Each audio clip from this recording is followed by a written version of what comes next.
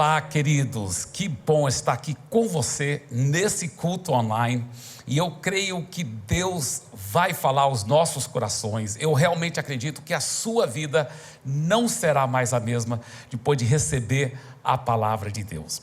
Nós estamos numa série sobre a volta por cima. Nós estamos muito animados sobre essa série e hoje, na realidade, é a última palavra desta série. Então, prepare o seu coração. Na realidade, essa série é em cima de 7 princípios bíblicos de como dar a volta por cima. E a primeira palavra, que foi a base da vitória, nós aprendemos 3 princípios importantes que eu vou falar daqui um pouco, só para recordar, mas não vou aprofundar. Mas hoje vai ter uma coisa muito interessante que você vai ver daqui um pouco. Mas vamos só recordar um pouco por que Deus quer que nós realmente possamos dar a volta por cima. A realidade é que a palavra de Deus mostra que todo cristão enfrenta as tempestades da vida. Todo autêntico seguidor de Jesus vai ter problemas e tribulações. O próprio Jesus disse em João 16:33, ele disse: eu lhes disse essas coisas para que em mim vocês tenham paz. Neste mundo vocês terão aflições. Olha só que promessa, infelizmente, mas é uma realidade, vocês terão aflições, disse Jesus, mas ele não parou aí, ele disse: contudo tenham ânimo, eu venci o mundo. E como que ele quer que a gente vença o mundo juntamente com ele? Está escrito em 1 João 5,4, porque todo que é nascido de Deus vence o mundo, e essa é a vitória que vence o mundo, a nossa fé. Então vamos lá, recordando rapidamente os primeiros 5 princípios bíblicos para dar a volta por cima, porque nós estamos aprendendo sobre os 7 princípios bíblicos para dar a volta por cima. 7 princípios bíblicos para dar a volta por cima. Os primeiros 3, como eu disse, são todos a base da vitória, o alicerce para poder a pessoa realmente dar a volta por cima. A primeira coisa que nós aprendemos foi: não acuse Deus. A segunda coisa que nós aprendemos é: entenda a pedagogia de Deus. A terceira coisa que nós aprendemos foi: aprenda a tomar os remédios de Deus. Tendo esses 3 princípios, nós formamos a base. Agora estamos prontos para realmente aprender qual o segredo da vitória, que nós aprofundamos muito semana passada, e hoje também vamos estar aprofundando um pouco mais nesses próximos 2 princípios, que é o segredo da vitória. Qual é o segredo da vitória? Libere a fé na palavra de Deus. E outro, persevere na fé e tenha toda a alegria. Muito bem. Agora, como eu disse, nós vamos estar aprofundando mais como liberar a fé e como perseverar na fé e ter toda a alegria, mas agora estamos prontos para a nossa terceira e última mensagem dessa série, que vai englobar os 2 últimos princípios dos 7 princípios para dar a volta por cima, que é a garantia da vitória. A garantia da vitória. Qual é o 6º princípio, então, para dar a volta por cima? Vigie contra todo orgulho e soberba. Se você quiser garantir que essa vitória vai ser permanente na sua vida, você aprendeu pela fé como dar a volta por cima e vencer pela fé, perseverando com toda alegria. Mas uma vez que materializou o seu milagre, se você não tiver cuidado, se você relaxar, você poderá perder o milagre que você recebeu. Sabia disso? Por isso que tem que ter a garantia da vitória. E o primeiro princípio da garantia da vitória, que na realidade é o 6º princípio para dar a volta por cima, é: vigie contra todo orgulho e soberba. Quando a gente, pela fé, alcança uma graça muito grande, uma vitória muito grande, se a gente não tiver cuidado, sobe para a cabeça da gente. A gente começa a pensar: poxa, olha o que eu fiz. Nós temos que lembrar que não foi nós que fizemos. Se agora nós estamos andando em vitória, é apesar de nós, não por causa de nós. É Ele e para Ele que é toda a glória. Talvez hoje você está passando uma pandemia, em muitas áreas você está sofrendo, talvez passou alguma tragédia, dor. Isso é sério, isso é muito sério. Deus quer te ajudar a dar a volta por cima. Deus quer te ajudar realmente superar todo o problema. E nós vamos estar aprofundando mais, como eu disse, como liberar fé, ainda mais, para dar essa volta por cima. Porém, uma vez que Deus te deu essa vitória, é importante que você não deixe subir para a sua cabeça. É importante você ser uma pessoa humilde, quebrantada, dando toda a glória a Ele. Por isso que eu volto a repetir esse sexto princípio tão importante: vigie contra todo orgulho e soberba. Olha o que a palavra de Deus diz em 1 Coríntios capítulo 10, versículo 12. Não sejam tão ingênuos e autoconfiantes. Vocês não são diferentes. Podem fracassar tão facilmente como qualquer um. Nada de confiar em vocês. Nós devemos confiar em Deus, né? Nada de confiar em vocês mesmos. Isso é inútil. Mantenham a confiança em Deus. Uau, a palavra de Deus é muito clara. Olha o que Provérbios 16, 18 diz: antes da ruína vem a soberba, e o espírito orgulhoso precede a queda.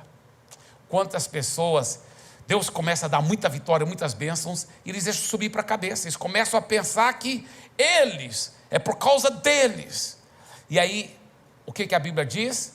Olha esse versículo de novo: antes da ruína vem a soberba. Uau! E o espírito orgulhoso precede a queda. Na Bíblia, a mensagem, esse mesmo versículo diz o seguinte: primeiro vem o orgulho, depois a queda. Quanto maior é o ego, maior é o tombo. Meu Deus, que Deus tenha misericórdia de nós. E mesmo depois de você liberar a sua fé e tomar posse da vitória e perseverar com toda alegria, e aí a sua vitória começa a se materializar, lembre-se de dar toda a glória a Deus. Vigie contra todo orgulho e toda soberba. A nossa tendência humana é, depois de desfrutar da vitória, é nos relaxar no mundo espiritual. É ficar acomodado e não levar tão a sério as coisas de Deus mais, porque a vitória veio, porque agora estamos felizes, estamos bem. Eu já vi pessoas que estavam sofrendo tanto financeiramente, problemas sérios, e elas buscaram a Deus, elas oraram, elas clamaram, elas aprenderam a liberar a fé, elas deram a volta por cima. Aí depois que Deus prosperou, o que elas fizeram? Foram esquecendo a Deus. Foram agora, tinham muito dinheiro, agora no final de semana nem ia mais para a igreja, nem buscava mais as coisas de Deus, só ficavam curtindo sua lancha lá na praia, só ficava indo para sua casa lá nas montanhas, e esqueceu de Deus. Quando estava no aperto, buscava Deus, orava. Agora que Deus prosperou, relaxaram no mundo espiritual. E o pior é que vai abrindo brechas para o maligno nos atacar ainda pior do que antes, se não tiver cuidado. Por isso, nós podemos aprender uma grande lição com o rei Saul na Bíblia Sagrada. A Bíblia fala muito sobre como o rei Saul, isso aconteceu com ele. Ele era um jovem, a Bíblia fala que ele era muito alto, ele era dos ombros para cima mais alto do que todos os israelitas, um cara muito boa pinta, mas ele era muito humilde, muito quebrantado. E a Bíblia fala que o Saul estava procurando as jumentas do pai dele, porque naquela época a cultura era agropecuária, era de plantação, era de criação de animais. Então os jumentos tinham um valor muito alto, e a jumenta tinha extraviado, eles não estavam achando a jumenta, eles tinham procurado por 3 dias, quando eles estavam lá perto da cidade onde tinha o profeta Samuel. E o Saul, que não era rei, era só um jovem de uma família muito simples, muito preciosa, mas muito simples.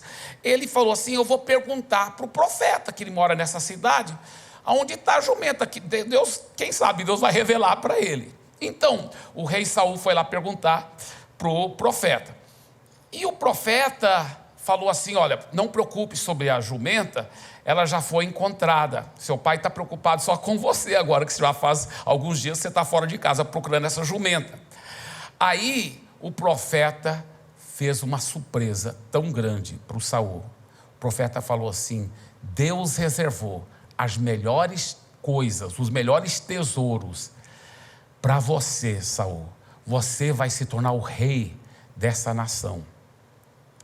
E o Saul teve uma atitude tão humilde e falou: quem sou eu? Eu sou o menor da minha família em termos de importância. E a minha família é uma família também muito pouco importante dentro da nossa tribo de Benjamim aqui em Israel.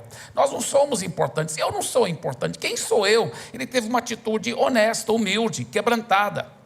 E a palavra de Deus mostra que, na medida que ele foi seguindo o que aquele profeta disse que era para ele fazer, olha o que a Bíblia diz em 1 Samuel, primeiro livro de Samuel, capítulo 10, versículos 9 a 10, diz assim: aconteceu que no momento em que Saul se virou para despedir de Samuel, Deus lhe mudou o coração, e todos esses sinais aconteceram naquele mesmo dia. Então Deus transformou o coração dele. Ele já era um rapaz humilde, quebrantado, mas agora Deus pôs um coração assim transformado, um coração cheio de Deus dentro dele. E todos esses sinais aconteceram naquele dia. Quando eles chegaram a Gibeá, eis que um grupo de profetas saiu ao encontro deles. O Espírito de Deus se apossou de Saul, e ele profetizou no meio deles. Agora ele era cheio do Espírito Santo, possuído pelo Espírito de Deus. Que coisa fabulosa, que coisa linda. E a Bíblia mostra que quando ele chega de volta para a casa dele, todo mundo estava esperando, né? Estavam preocupados. Aí vieram falar com ele e tudo, e o tio dele veio perguntar para ele, falou assim: Saul, por que você demorou tanto? Ele falou: não, estava procurando as jumentas, a jumenta, e não achei, então eu estava lá perto da cidade onde mora o profeta Samuel, e eu acabei perguntando para o profeta Samuel. E sabe, o profeta Samuel, ele disse para mim que as jumentas foram encontradas.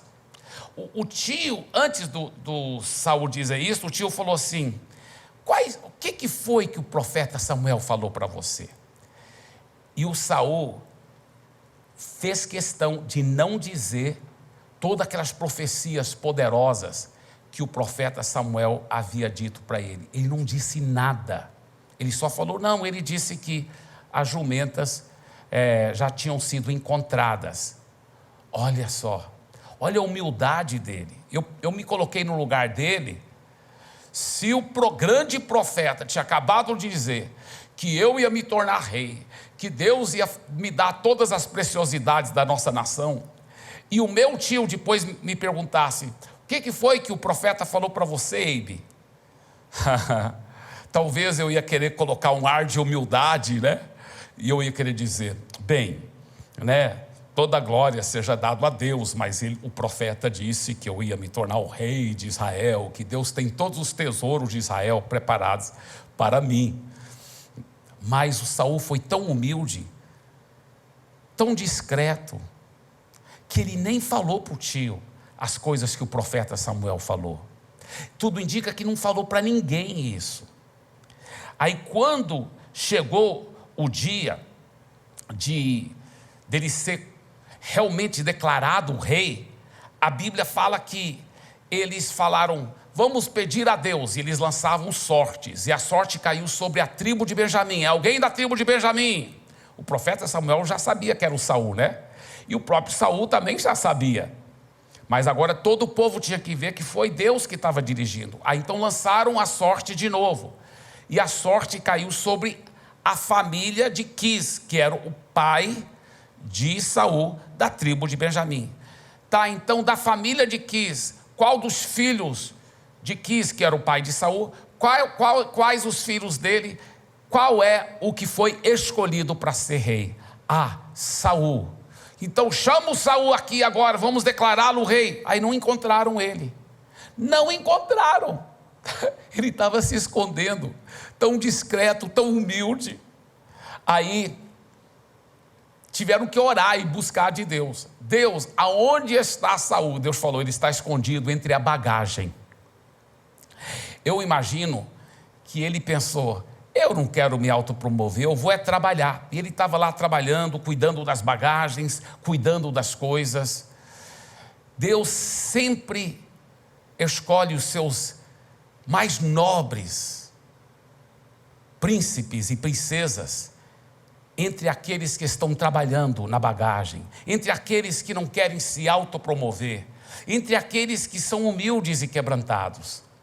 Então, já que Deus revelou que ele estava lá na bagagem, foram lá e encontraram ele, com certeza trabalhando lá, e pegaram ele e declararam ele como o grande rei sobre Israel. Só que ele era um homem tão humilde, apesar de ser bonito, apesar de ser alto, mas era um homem tão humilde que a Bíblia fala que alguns homens maus o desprezaram e falaram, quem é esse cara para governar sobre nós? Sabe por quê? Porque homens maus, eles não gostam de líderes quebrantados e humildes. Eles querem líderes dominadores, líderes que vão realmente dominar sobre eles. E esses homens maus desprezaram o Saul e não aceitaram ele como rei. E sabe o que a Bíblia diz que ele fez? A Bíblia diz que ele se fez de surdo. Sabe como ele deve ter pensado? Ele deve ter pensado assim, eu nem culpo esses homens, porque eu também não me acho assim um cara como um grande rei. Então, olha a humildade dele, olha o quebrantamento tão lindo de Saul. E a Bíblia fala que depois que ele se tornou rei, então, ele teve o seu grande primeiro desafio, que os amonitas, que eram um povo muito inimigo do povo de Deus, um povo muito cruel, muito mau, que sacrificava crianças e tudo mais, esse povo, esses amonitas, atacaram Israel, e ele teve que então, como rei agora, liderar o povo de Israel, o povo de Deus, contra os amonitas, e Deus deu uma vitória esmagadora, uma grande vitória, e ele então liderou o povo de Deus para derrotar todos aqueles amonitas. Aí o povo ficaram tão empolgados, uau, ele é um grande rei mesmo, ele realmente é um poderoso rei. Aí alguns homens falaram assim, aonde estão aqueles caras maus que estavam desprezando ele e não querendo que ele fosse rei? Olha o texto da Bíblia aqui, 1 Samuel capítulo 11, versículo 12 a 13. Então o povo disse a Samuel, quem são aqueles que diziam que Saul não deveria reinar sobre nós? Tragam-nos para aqui, para que os matemos. Mas agora Saul, que era tão humilde, tão discreto, ele como rei, olha a posição de autoridade que ele fala, ele diz o seguinte, porém Saul disse, hoje ninguém será morto. Hoje ninguém será morto. Eu estou em 1 Samuel, capítulo 11, versículo 12 a 13. E ele disse, hoje ninguém será morto, porque no dia de hoje, o Senhor salvou Israel. Que coisa bonita, que coisa linda, como ele claramente tomou um posicionamento como rei. E ele falou, não, eu perdoo aqueles homens que falaram mal de mim, e eu estou dizendo como rei, que a vitória não fui eu que trouxe para o povo de Israel, foi Deus. Então ninguém vai ser morto, porque não foi Saul que salvou Israel hoje, foi o Senhor. Que atitude linda. Agora, infelizmente, ele deixou subir para a cabeça dele. Lembra que a Bíblia fala que a soberba vem antes da queda. Ele ficou soberbo, todo mundo aplaudindo, as mulheres cantando sobre ele, aqueles elogios, aquela glória, e ele começou então se achar alguém importante, e a soberba precede a ruína, a queda, e foi o que aconteceu. Agora ele se achava tão importante que o ofício do profeta Samuel o ofício que somente um sacerdote ou um profeta podia fazer, que era sacrificar um no altar para Deus, ele foi e fez assim mesmo. Depois ele desobedeceu a Deus no que se refere a uma outra tarefa que Deus havia dado para ele. O profeta Samuel ficou muito triste, orou a noite toda pedindo a Deus para ter misericórdia, mas infelizmente o rei Saul estava muito orgulhoso e não aceitando correção como lhe deveria. E olha o que o profeta Samuel disse para ele em 1 Samuel capítulo 15, versículo 17 e também no versículo 26. Ele diz o seguinte: Samuel continuou: não é verdade que mesmo sendo pequeno aos seus próprios olhos, você foi colocado por cabeça das tribos de Israel? O Senhor o ungiu como rei sobre Israel. Por você ter rejeitado a palavra do Senhor, ele também o rejeitou como rei sobre Israel. Então, o rei Saul é um exemplo triste de alguém que começou tão bem, tão humilde, tão quebrantado, passou por todas as tribulações e se tornou uma pessoa maravilhosa, um grande rei, muito abençoado por Deus. Mas depois ele não vigiou contra a soberba e contra o orgulho. Por isso que esse sexto princípio para dar a volta por cima é tão importante. Eu e você, sempre quando Deus nos dá muitas vitórias, temos que vigiar contra a soberba e contra o orgulho. Agora, antes de eu dar o sétimo e último princípio bíblico, deixa eu falar o seguinte. Eu quero recordar os primeiros 6 princípios, mas eu vou fazer isso enquanto eu conto uma experiência de uma tribulação que eu e a minha querida esposa, André, isso é antes da gente ter filhos, que nós tivemos uma tribulação na área financeira. Deixa eu explicar. Quando nós casamos, o meu carro, que era um Golzinho, não era tão velho, ainda era até bonitinho, mas na medida que os anos foram passando, porque nós demoramos quase uns 5 anos antes de termos nossa primeira filha, Priscila, e o carro foi envelhecendo, e muitos, na época, na cidade onde nós morávamos, lá em Santarém, na Amazônia, tinha muito buraco, muita areia, e o carro então foi realmente sofrendo muito. Ele começou a dar muito problemas. E eu realmente vi que a situação estava feia, porque eu estava gastando tanto tempo na oficina mecânica, tanto tempo empurrando o carro. Na realidade, o nosso Golzinho, ele agia como todo bom crente deve agir. Aonde ele parava, ele pregava. Onde ele parava, ele pregava. Era um verdadeiro, ele era um verdadeiro maestro, porque tinha um concerto em cada esquina. Então, nós realmente estávamos numa situação séria. Mas eu já sabia desse segredo, desses 7 princípios para dar a volta por cima. E eu coloquei em prática o primeiro princípio. Qual o primeiro princípio? Não acuse Deus. Não acuse Deus. Eu coloquei em prática aquilo. Eu não acusei o Senhor. Eu não falei: Deus, eu estou tão triste porque eu estou aqui servindo o Senhor como missionário na Amazônia e o Senhor não me dá um carro novo, esse carro é tão velho, está dando tanto problema. Não, eu não acusei a Deus. Eu não acusei Deus.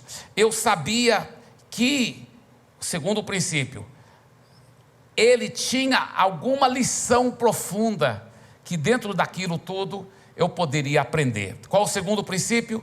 Entenda a pedagogia de Deus. Eu então procurei aprender o que Deus queria me ensinar em tudo aquilo. Eu lembro que eu cheguei para minha esposa e falei: amor, vamos receber um carro pela fé. E eu quero fazer uma coisa: nós não vamos falar para ninguém de todos os problemas que nós estamos tendo com o nosso carro. Nós não vamos falar para ninguém que nós estamos orando por um carro novo. mas nós vamos orar para um carro novo. Eu então comecei a aprender ainda mais princípios sobre como liberar a fé, que eu vou estar falando mais daqui um pouco. Aliás, esse é um dos princípios aqui, desses 7 princípios. Deus foi me ensinando mais, entendeu? Por isso que eu quero enfatizar que quando você está passando grande tribulação, você tem que entender a pedagogia de Deus, porque muitas vezes as lições profundas que Ele vai te ensinar são mais poderosas do que simplesmente a vitória que você vai alcançar ao dar a volta por cima, porque as lições são tão profundas que vão te ajudar a continuar a andar em vitória em outras áreas da sua vida também. Por isso, eu quero enfatizar muito para você esse segundo princípio. E Deus me ensinou lições profundas, inclusive sobre como liberar a fé, que nós vamos estar falando mais daqui um pouco. Mas esse é o segundo princípio. Com o nosso golzinho lá, que estava tendo tantos problemas mecânicos, mas eu entendi sim a pedagogia de Deus. E o terceiro princípio: aprenda a tomar os remédios de Deus. Acontece o seguinte, que Deus tinha que me dar um pouco daquela água amarga, um pouco dos remédios também. Sabe o que aconteceu? O Gol estava tendo tanto problema, né, o carro, então eu levava para a oficina mecânica. Aí o mecânico falava assim: eu vou consertar e tudo. Eu pagava e depois o carro voltava a ter os mesmos problemas.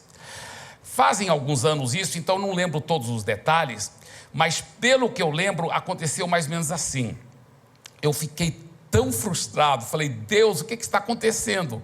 Eu estou gastando tanto tempo, estou jogando tanto tempo fora só consertando esse carro. E eu levava para a oficina mecânica de novo, e voltava lá, ele falava: não, pode, então você pode voltar amanhã que já está tudo consertado. Eu chegava no próximo dia: ah não, agora que eu vou trabalhar nele, então quando que eu posso voltar? E eu lembro que uma daquelas vezes, com tantas falhas do mecânico, tantas falhas mesmo, que eu fiquei frustrado.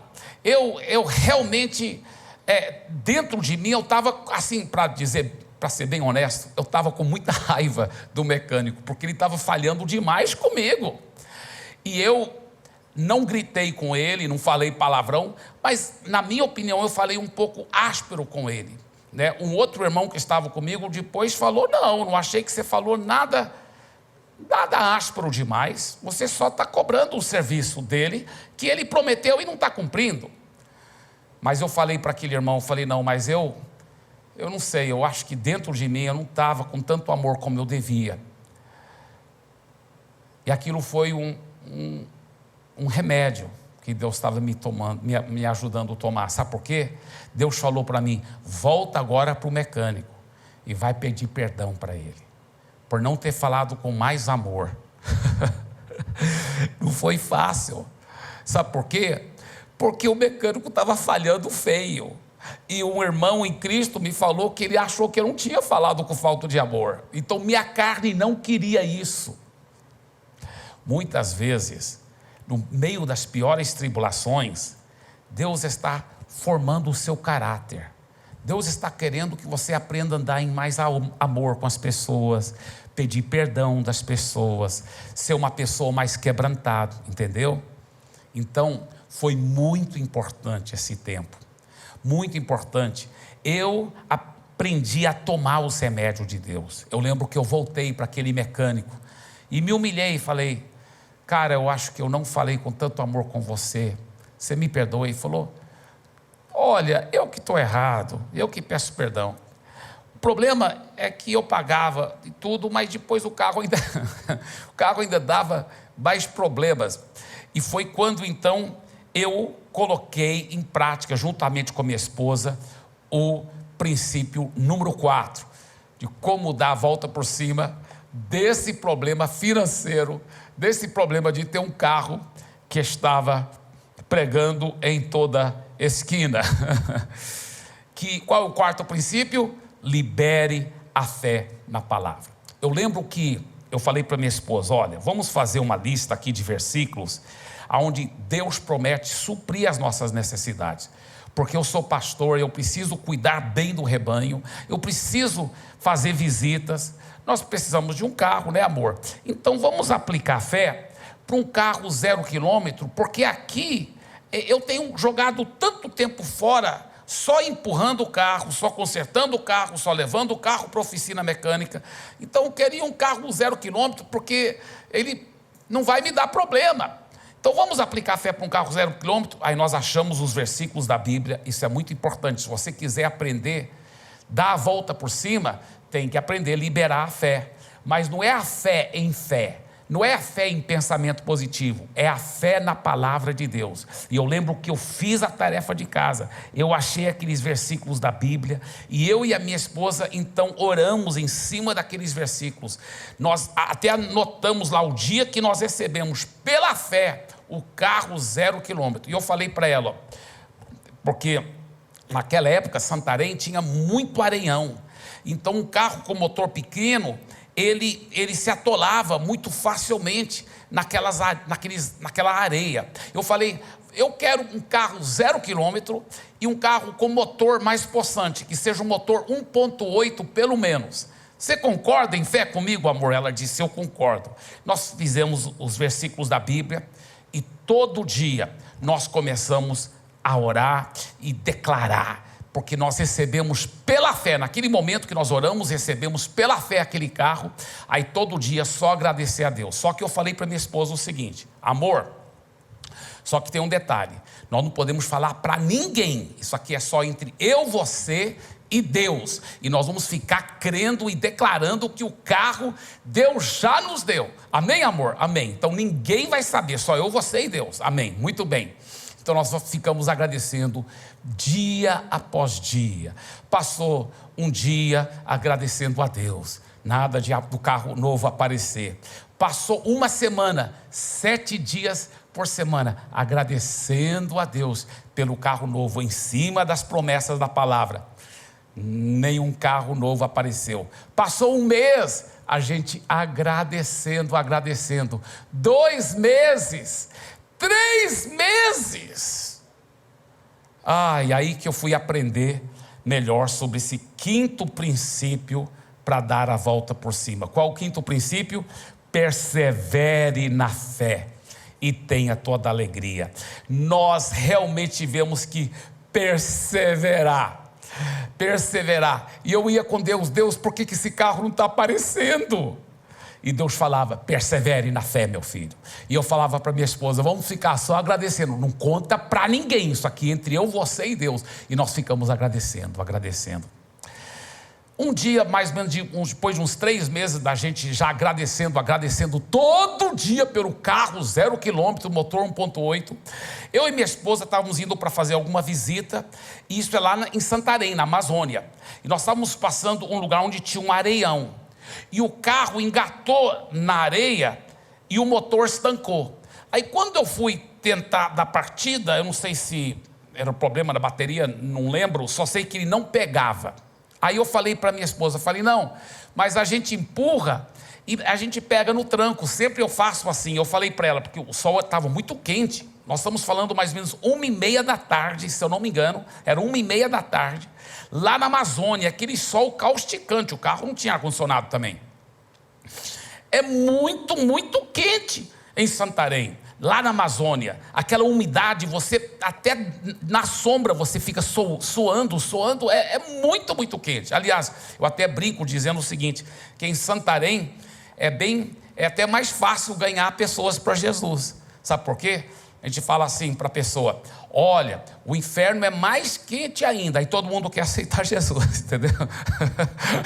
Todo mundo fala, não, se o inferno é pior ainda, aí eu quero entregar minha vida para Jesus mesmo, né? Então, aquele sol estava tão quente, eu falei para minha esposa, amor, você nem tem que descer do carro, você fica aqui no carro, eu vou colocar aqui no ponto morto, e eu vou fechar a porta, e eu com minha mão aqui no volante, eu mesmo vou empurrar o carro, daqui de fora, eu vou empurrar o carro, e lá na frente tem um asfaltozinho, depois de sair desse areião, lá eu dou um empurrão grande, eu entro no carro rápido e pego no tranco, eu já fiz isso muitas vezes. E ela falou, tudo bem, só que quando eu tentei empurrar o carro, ele estava engatando na areia, então ele não quase nem movia. Aí eu falei para minha esposa, falei, amor, eu acho que você vai ter que me ajudar. Ela falou, claro, amor. Minha esposa, né, sempre muito disposta, muito proativa. Ela falou, claro que eu vou empurrar também. E ela desceu do carro e ela foi atrás do Gol para empurrar lá de trás. E eu aqui na frente, empurrando do lado, com minha mão no volante. Só que o carro não se movia ainda. Eu falei, amor, você está empurrando? Ela falou, estou empurrando sim, amor. Eu falei, eu acho que é porque nossos empurrões não estão sincronizados. Então vamos sincronizar nossos empurrões. Vamos sincronizar nossos empurrões. Aí eu falei assim, então vamos lá. 1, 2, 3. Aí o carro, quase que ele saía do areião assim ali, ele voltava. Eu falei, quase, amor, quase. Ele vai, vamos lá, próxima vez, vamos. 1, 2, 3. Ele voltava. Amados, eu não sei quantos 1, 2, 3 eu gritei, mas foram muitos. Era 1, 2, 3, 1, 2, 3. E o carro quase saía do areião, ele voltava. Enquanto isso estava acontecendo, o maligno foi falar no meu ouvido assim. Ele disse, que deu o carro 0 quilômetro. Esse negócio de fé na palavra de Deus não funciona. Se você não contar para os irmãos, para as pessoas, talvez parentes nos Estados Unidos, talvez amigos aqui no Brasil, que você está orando por um carro, como que as pessoas vão até saber para te dar um carro? Eles nem sabem os problemas que você está passando com esse carro. Esse negócio de fé não funciona não. E o diabo jogou mais mentira ainda. Ele falou assim, olha, você podia estar nos Estados Unidos lá com seus parentes. Tudo bem, você quer ser pastor? Você podia ser pastor lá. Mas olha a situação vergonhosa que você está fazendo a sua esposa passar aqui, nesse sol causticante, 1h30 da tarde, ela empurrando o carro, e essa situação, olha o que você está passando. Esse negócio de fé não funciona. Só que essas mentiras, eu sabia que eram mentiras, então eu ignorei, eu simplesmente não liguei para as mentiras do diabo, só fiquei gritando para minha esposa, 1, 2, 3, 1, 2, 3, 1, 2, 3, de repente veio uma outra voz, só que essa outra voz foi aqui dentro do meu coração, no meu espírito, onde mora o Espírito Santo. Essa outra voz disse assim, é agora meu filho, é agora, eu falei, eu gritando 1, 2, 3 e respondendo aqui dentro de mim para ele, né? Como assim é agora? Porque qual o quinto princípio? Veja aí o quinto princípio: persevere na fé e tenha toda alegria. E ele me fez lembrar desse texto aqui em Tiago, 1º capítulo, versículos 2 a 4. Meus irmãos, tende por motivo de toda alegria o passardes por várias provações, sabendo que a provação da vossa fé, uma vez confirmada, produz perseverança. Ora, a perseverança deve ter ação completa, para que sejais perfeitos e íntegros, em nada deficientes. Sabe o que o Espírito Santo me revelou? Naquele momento, naquele sol causticante, gritando 1, 2, 3, ele falou, se você tiver toda alegria, no meio dessa provação, no meio dessa tribulação, a sua fé vai ficar perfeita, sem deficiência, íntegra, e agora esse carro vai manifestar. Ele me revelou isso, foi uma revelação tão poderosa, irmãos. Eu gritando lá, 1, 2, 3, quando o Espírito Santo me revelou isso, eu fiz assim, e aí eu fui correndo lá atrás do carro, onde minha esposa estava empurrando o carro, falei, é agora amor, é agora. E ela realmente pensou que o sol quente da Amazônia tinha me afetado. Ela falou, amor, o que aconteceu? Você está tudo bem? Eu falei, claro que eu estou bem, meu amor. Mas Deus acaba de me revelar uma coisa poderosa, que se agora, no momento mais difícil, no momento mais sério, nesse sol quente, com o carro dando problema de novo, se a gente se alegrar e tiver toda alegria, aí nossa fé vai ficar poderosa e robusta, sem nenhuma deficiência, e o nosso carro novo vai se materializar. Então agora é o momento, é na hora mais difícil que separa os homens dos meninos, as meninas das mulheres, é no momento mais difícil, se você se alegrar e perseverar com muita fé, que o seu milagre vai manifestar. Minha esposa, uma grande mulher de Deus, ela na hora entendeu a revelação, ela disse, é isso mesmo amor, é isso mesmo. Então nós dois começamos a dançar, naquele sol quente, naquela areia, ao lado do carro que estava no prego. Nós começamos a fazer uma festa e dançar. Obrigado, Senhor, por nosso carro 0 quilômetro. Obrigado por nosso carro 0 quilômetro, 1,8. Obrigado. E fizemos festa. Pastor Ibe, você estava com vontade de dançar naquele momento? Você estava com vontade de louvar a Deus naquele momento? Não, a minha carne estava com vontade de reclamar, de procurar uma sombra. Mas eu só fiquei alegrando. E depois de a gente dançar muito, eu falei, vamos empurrar de novo, amor? Vamos.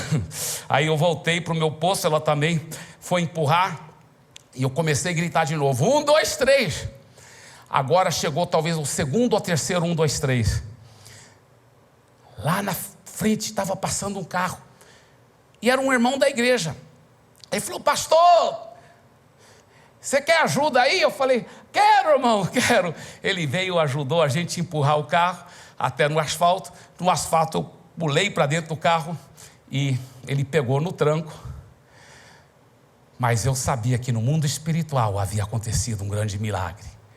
Ainda bem que ninguém nos viu fazendo aquelas danças ao redor do carro, naquele sol quente, porque senão iam achar que a gente estava muito doido. Mas no mundo espiritual aconteceu um milagre. Vamos ver de novo esse quinto princípio muito forte. Persevere na fé e tenha toda alegria. Sabe o que aconteceu?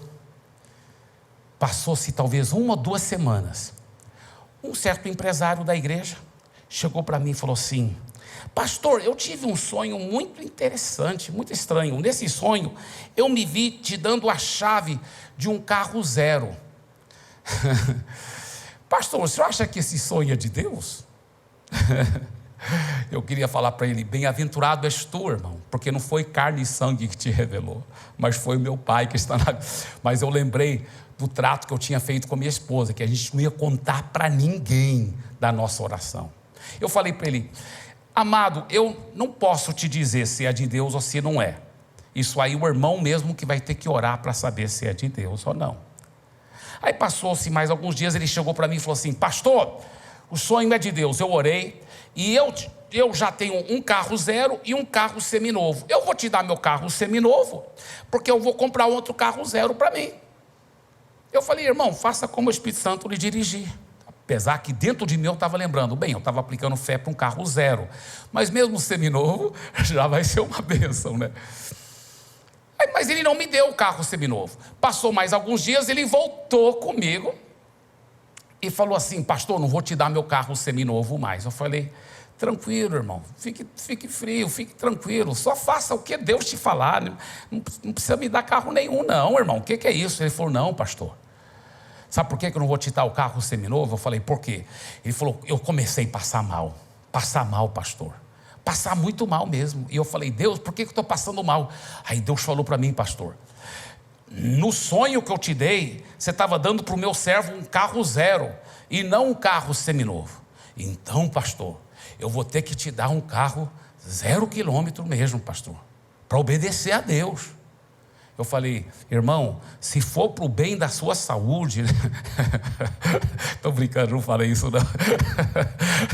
Eu só falei, irmão, você faz como Deus te dirigir. E eles me levaram lá para a concessionária. Sabe aqueles carros 0 lindo, que fica no vidro assim, à mostra? Eles falaram, nós estávamos pensando nesse carro aqui, o que você acha, pastor? Eles não sabiam de nada da nossa oração, nada. Era um carro 0. Sabe qual era o tamanho do motor? 1,8. 1,8. Eles não sabiam nada da minha oração. Por que foram escolher um carro 0 com motor 1,8?